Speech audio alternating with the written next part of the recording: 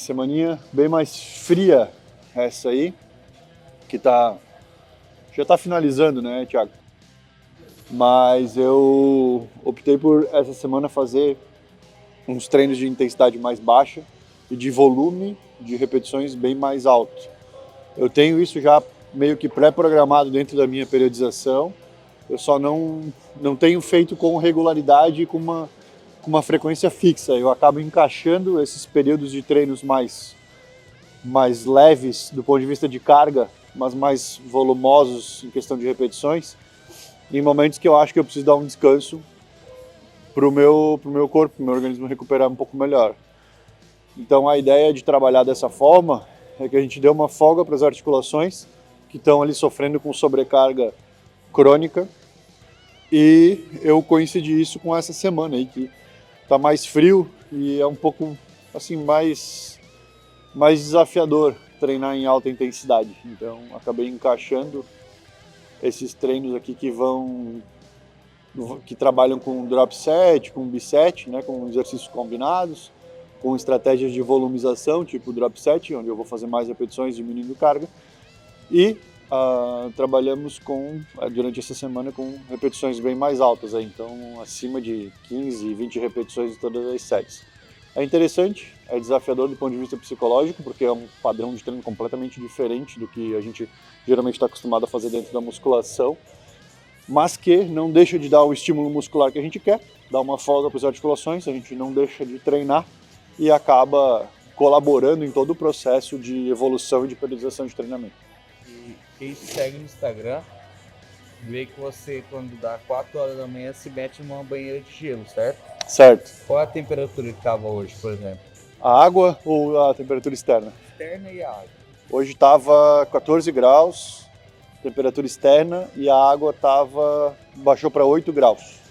Mas esse dia você se meteu Era 5 graus? Tava fora? Era 3 na segunda-feira. Meu Deus. Aí era 3 e a banheira estava 3 também, 3, 4. Aí não tem como deixar ela muito mais fria do que isso.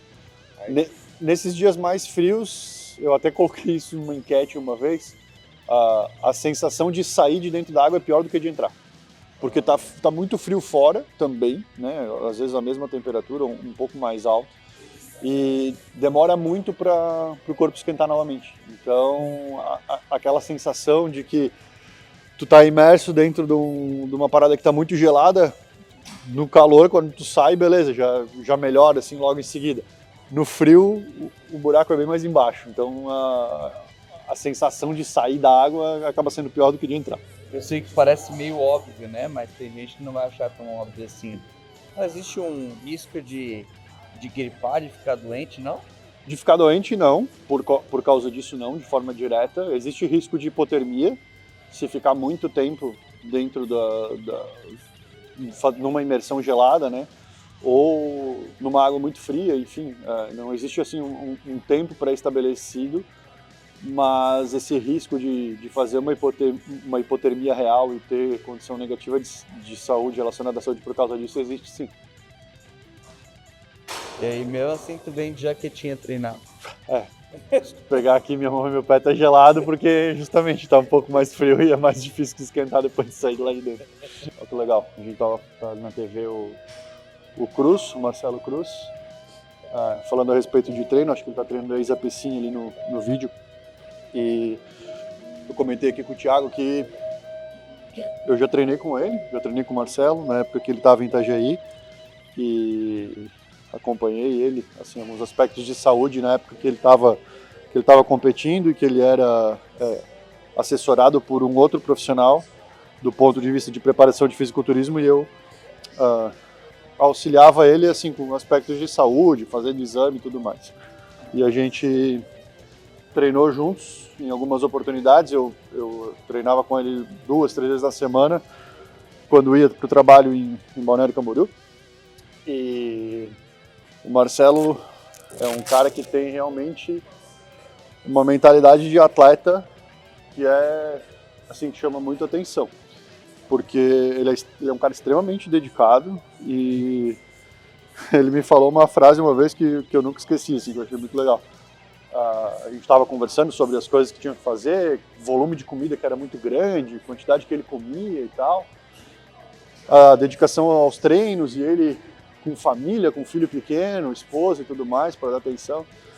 E ele falou, cara, eu faço o que precisa ser feito. Se me mandar cuspir fogo, eu vou dar um jeito. E eu achei muito louco isso, porque na época assim era uma coisa que eu não via tanto dentro de consultório, meu público era outro, não era uma galera tão determinada assim. E ver essa mentalidade de um atleta, o Marcelo ele era atleta de handebol antes, então ele já tinha uma vivência competitiva, uma vivência de atleta mesmo. A gente vê que o preparo mental, assim, a condição que o cara se submete realmente é diferenciada. Então, quando a gente vê um cara desse tamanho hoje em dia, né, atleta de fisiculturismo, assim, atleta profissional, de categorias pesadas e tudo mais, a impressão que muita gente tem é que é só se entupir de esteroide que vai chegar nesse tamanho. E, cara, assim, é bem diferente disso. Se a gente pegar alguém que não é determinado, que não tem essa mentalidade, que realmente não faça o que precisa fazer, a pessoa pode usar o que ela quiser de esteroide, ela não vai ficar desse tamanho, ela não vai atingir o nível de um atleta competitivo. Então tem muito essa questão comportamental e essa questão relacionada a mentalidade mesmo, né, de atleta e a vivenciar aquilo ali todos os dias, o tempo inteiro, que, cara, não é para qualquer um. Então, o pessoal que se ilude aí achando que é só droga que vai dar resultado, cara, o caminho não é esse não. Essa semana aconteceu uma comigo também, que basicamente o cara veio perguntar pra mim, a gente conversando sobre treinamento e tal, pô, tu que grava os vídeos de destaque lá, eu falei, pô, tava muito afim de começar a tomar uma testa. Aí eu falei pra ele, tá, mas tu treina dele? Daquele jeito, eu treino, mas não cresço. Ah, tá, mas tu se alimenta? Daquele jeito, né? Falei, cara, tu acha que a testa vai te ajudar real? Tipo, a galera viaja, né? O pessoal coloca uma esperança na droga que, como se ela fosse realmente um divisor de águas e na maior parte das pessoas que eu vejo assim, passando por um primeiro contato, que chegam até mim depois de começar a usar, por exemplo, é uma galera que fala, eu achei que ia ser completamente diferente, eu achei que ia ser muito melhor, eu achei que ia mudar muito mais coisa e na verdade não é bem assim. Então, aquela história de que não existe atalho, não existe almoço grátis, aquelas coisas que a gente fala e que ouve tanto profissional falando é real. Não tem forma assim de encurtar o caminho ou de eu ter o resultado de 10 anos em um ano, independente da estratégia que eu utilizar. Realmente, cara, tempo, dedicação, se a pessoa está buscando um resultado diferenciado e fazer o que ninguém faz. Né? Para ter o resultado que ninguém tem, ou que poucos têm, a gente precisa fazer o que poucos fazem. O pessoal às vezes quer usar esteroide com pretexto de tipo, eu preciso de alguma coisa avançada. Aí o cara treina 1 ano, por exemplo.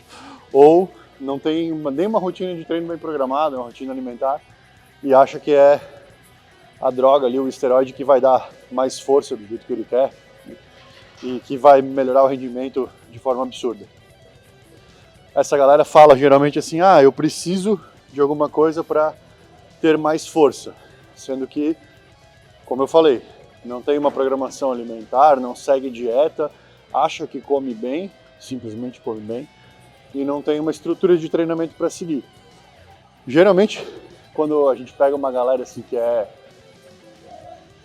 que tem um nível de entendimento bom e que muitas vezes tem trabalho que exige do ponto de vista cognitivo, é muito fácil fazer uma analogia. Amigão, se tu cheirar uma carreira de cocaína, tu vai com certeza render muito mais no trabalho e conseguir performar melhor fazendo o que tu faz no teu dia a dia. Vai se submeter a isso para melhorar a tua performance? Por que tu quer se submeter ao uso de esteroide para uma suposta melhoria de performance quando a base não está sendo bem feita e não está bem estruturada? Provavelmente a pessoa repensa, ou ela vai te dizer na cara assim, não vou fazer isso, não vou usar uma droga ilícita, cheirar cocaína para melhorar meu rendimento cognitivo e meu rendimento de trabalho. Mas, quando a gente fala em rendimento de treino, em pessoas que sequer são atletas, elas parecem dispostas a se submeter a um risco que não faz o menor sentido relacionado aos benefícios em uma situação onde o básico não é bem feito.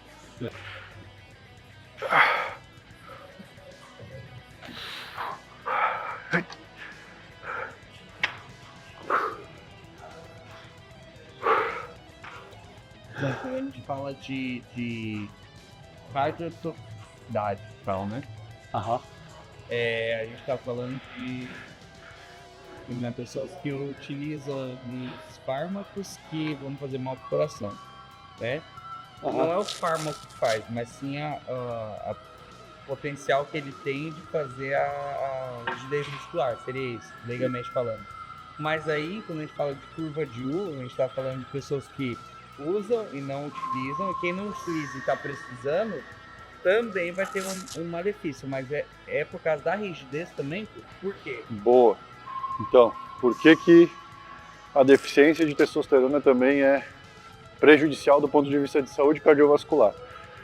O que a gente tem de dado em literatura é que o aumento de eventos cardiovasculares que levam a óbito, ele é maior em quem tem testosterona mais baixa, mas também quem tem testosterona muito alta. Então, no usuário abusivo, a gente tem um risco cardiovascular dele ter eventos deletérios à saúde e até levar à morte, da mesma forma que a gente tem na deficiência de testosterona. O mecanismo pelo qual isso acontece é diferente.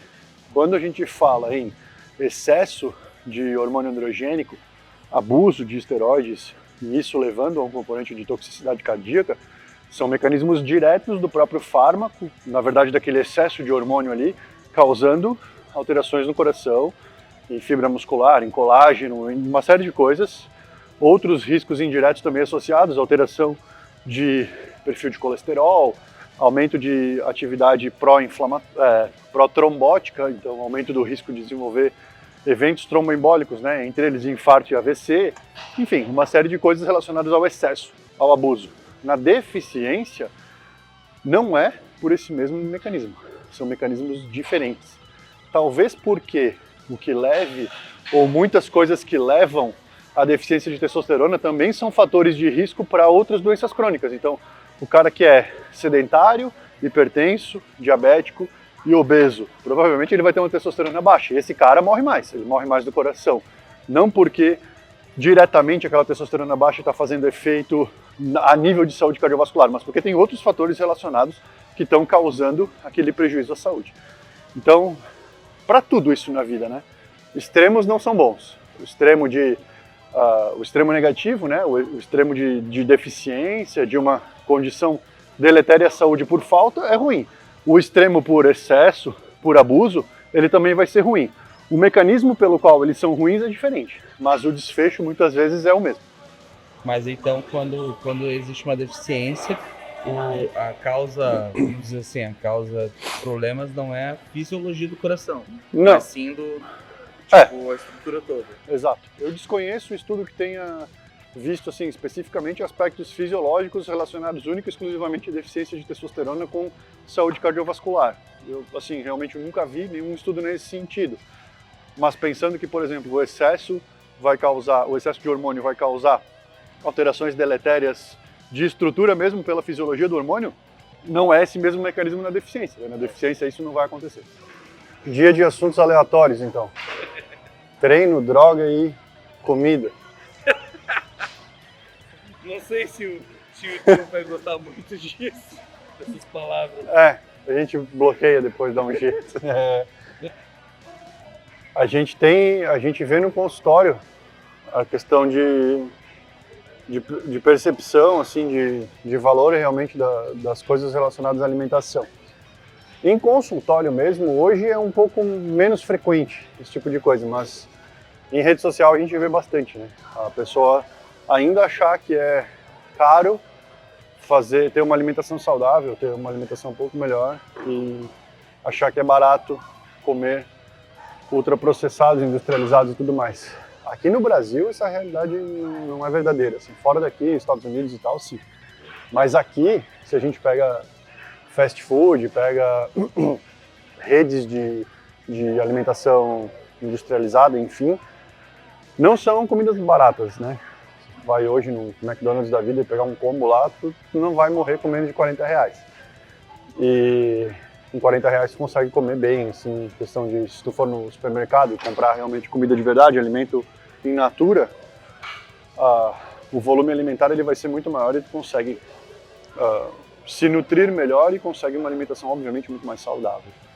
Essa falha de percepção e talvez essa inversão de valores que vem acontecendo e que provavelmente vai se tornar mais comum aqui na nossa realidade vai fazer com que a população invariavelmente engorde muito mais, tenha sobrepeso, obesidade e todos os problemas de saúde relacionados. Então dá vontade de dar um chacoalhão na pessoa ainda. Quando a pessoa fala, pô, mas não sei o quê, pô, você tá num país que te proporciona conseguir ter uma alimentação saudável, que realmente o que a gente vê fora do país é um negócio que Eu até comentei com o Olegário, tem o programa do Discovery, né, Quilos Mortais. Eles fizeram uma temporada aqui no Brasil. E, cara, o grau de obesidade que tu observa aqui é completamente diferente do que tu observa nos Estados Unidos. Aqui, beleza, tem ali seus cidadãos ali no programa com seus 300 e poucos quilos, mas que ainda é uma galera ativa, não é o cara que tá só na cama, que não consegue fazer nada. Nos Estados Unidos a realidade é outra, a galera chega nesse peso, mas assim, completamente dependente, a pessoa, ela mesma nem consegue ir atrás da comida ali que tá fazendo ela engordar, tem sempre um facilitador, alguém que vai e busca comida para ela. E ela geralmente, se tu pega os episódios americanos ali, geralmente é uma galera que tá mais imóvel em casa, que não faz muita coisa, que mal levanta para ir no banheiro para tomar banho. Então, até a doença desencadeada por padrão alimentar ruim, no Brasil é diferente, por exemplo, dos Estados Unidos, porque aqui o nosso padrão de alimentação ele é muito bom. A gente tem uma oferta de comida, de alimento in natura, que é excelente, uma variedade muito grande de vegetais e tal, coisa que não se encontra fora daqui, coisa que é muito aqui do nosso país mesmo. E dentro disso a gente começa a ver, eu começo a ver pelo menos em consultório, pessoas que, dos dois extremos, né? A galera que começa a fazer escolhas melhores, opções melhores, buscando uma melhoria de qualidade de vida, de alimentação e de saúde em geral, e o pessoal que faz escolhas ruins, né? Então, cara, a gente tem paciente, por exemplo, em acompanhamento que deixa de comer o dia inteiro para ir no rodízio à noite. Cara, isso sim está completamente errado, né? É um mecanismo comportamental, assim, muito ruim, porque ele está criando uma falsa sensação de que está compensando com o jejum o que ele vai fazer de excesso à noite. E não está. E pensando em metabolismo, pensando no que isso vai desencadear a nível comportamental, é muito pior ele fazer isso do que ele se alimentar de forma correta ao longo do dia para à noite, sim, fugir do padrão alimentar. Isso ainda acontece, embora seja menos frequente, mas isso ainda acontece porque as pessoas ainda têm uma percepção muito errada relacionada à alimentação e comportamento alimentar. Você deu uma introdução boa em relação à prática do consultório, né, para a prática clínica, que na verdade hoje em dia o que você precisa se preocupar muito, acredito eu, né, é com o psicológico, né, porque, cara, como é difícil você sair dessa rotina de alimentação para... É o mais difícil na nossa rotina, lidar com essa parte comportamental, e é justamente onde a gente fica limitado porque a gente não tem capacidade técnica para lidar com isso. A gente não tem formação em psicologia, por exemplo, ou em qualquer coisa relacionada à saúde mental para lidar com esse tipo de coisa dentro do consultório. Então é muito difícil. O suporte psicológico e a gente ter um acompanhamento do psicoterapeuta, faz toda a diferença. Só que ainda a gente encontra muita resistência das pessoas em buscar ajuda relacionada à saúde mental. A maior parte da galera fala que não preciso disso, não sei o que, eu sei o que eu estou fazendo, blá blá blá, e assim, quando a gente vai ver, o cara está se afundando no reforço de um comportamento ruim. E em relação a estudos, existe estudos? Muitos. Relacionados de comportamento alimentar, psicoterapia, cara, muita coisa. Próprio funcionamento intestinal interferindo em saúde mental, interferindo em comportamento alimentar. Qualidade de sono, uma noite mal dormida muda o comportamento alimentar do dia seguinte. A pessoa busca alimentos mais densos em caloria e com uma oferta maior de energia, justamente porque aquela noite mal dormida, aquela noite de sono ruim, dificulta o processo de recuperação do organismo das diversas atividades do dia anterior, e para eu recuperar melhor eu vou precisar de mais energia, e aí por isso, por um mecanismo inconsciente, eu acabo alterando o meu comportamento alimentar no dia seguinte. Então são muitos pormenores relacionados a dia a dia que acabam impactando no comportamento alimentar, impactando nas escolhas alimentares da pessoa, muitas vezes de forma inconsciente, que, cara, o acompanhamento psicológico acaba fazendo toda a diferença nesses casos. Então, o caminho é que você procura um profissional que tem esse olhar holístico e multidisciplinar também, né? Que consiga ter uma rede de apoio que não queira abraçar o mundo sozinho, né? Porque, como eu falei, eu, do ponto de vista médico, o Legado do ponto de vista nutricional, a gente tem uma limitação muito grande para lidar com aspectos comportamentais das pessoas. Então, o psicoterapeuta vai auxiliar nesse processo. Da mesma forma, a gente falar de treinamento. Cara, é pela nossa percepção, pela nossa vivência de dia a dia, mas a gente não tem capacidade técnica para, por exemplo, estruturar um treino e acompanhar a pessoa daquilo ali. Eu preciso de um treinador. Então, se cada um fizer o seu trabalho de forma adequada e conseguir realmente fazer um trabalho multidisciplinar e que se conversem um com o outro, os profissionais e as próprias condutas, o êxito para o paciente sempre vai ser muito melhor. E é por isso que, aparentemente, alguns médicos e tal, que tem talvez essa percepção, eles pulam essa etapa e acabam tentando facilitar demais a vida da pessoa, mas a custos enormes. A gente vê isso com abuso de prescrição e de introdução de substâncias nas pessoas que, na maior parte dos casos, não faz o menor sentido.